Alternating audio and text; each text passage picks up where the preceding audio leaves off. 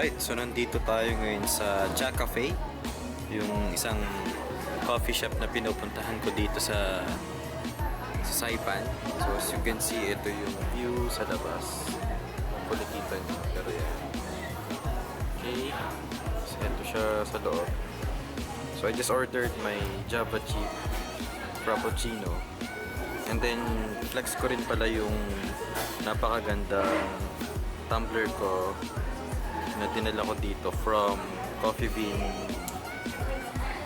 So, super cool niya. Parang hydro flask yung bottle.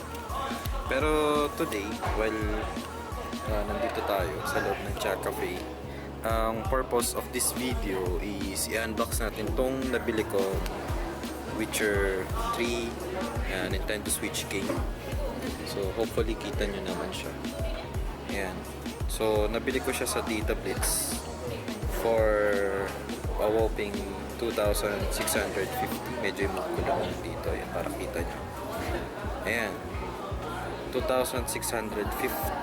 So, ginamit ko yung Data Blitz Plus, DB Plus card ko to get this one. Para instead na 2,650 pesos siya, is ano na lang siya, I think 1,700 kasi merong 800 points yung DB Plus ko. And also, this is a second release of the game kasi yung unang release nito way back 2019 naubos agad.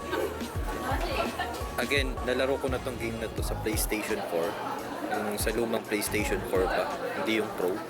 So, ayun, natapos ko na siya and I got the normal ending. Hindi ko na complete yung mga trophies, hindi ko siya na platinum. That's why I also bought sa PlayStation Store yung American or US version ng game para laruin ulit siya. So I can start from scratch. Pero ever since, hindi ko pa siya nalalaro ulit. With the Nintendo Switch, I'll just play it again. At ko na rin siguro, binigyan ako ng postcard na ganito, na usually binibigay daw siya kapag nag-pre-order ka. Pero yun, luckily for me, meron pa rin. Hindi ko muna siya bubuksan. Pero ito yung yung Nintendo Switch game. Unbox natin.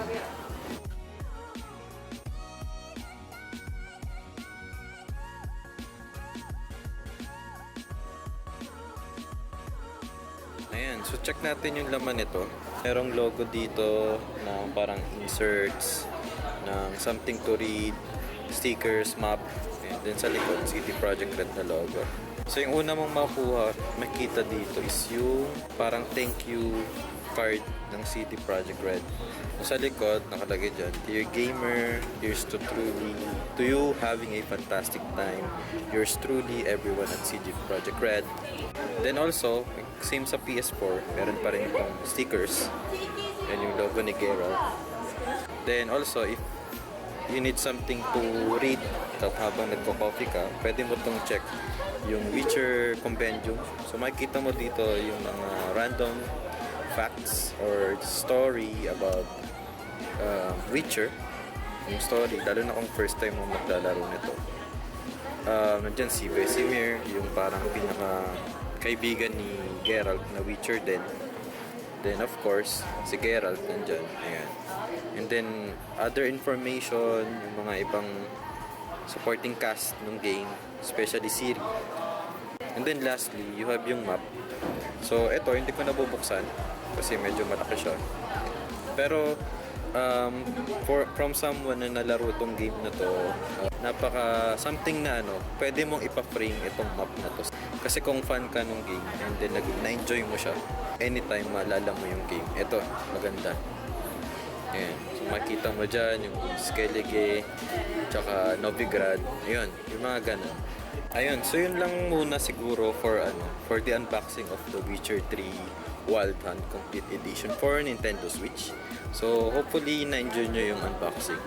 Pero ayun, in the meantime, enjoy ko muna yung coffee ko and yung view dito sa Saipan. Ayan. Oops. Ayan. Ganda yung view dito, guys. So ayun, stay tuned na lang sa mga next videos ko regarding travel and all sorts. Alright, thank you.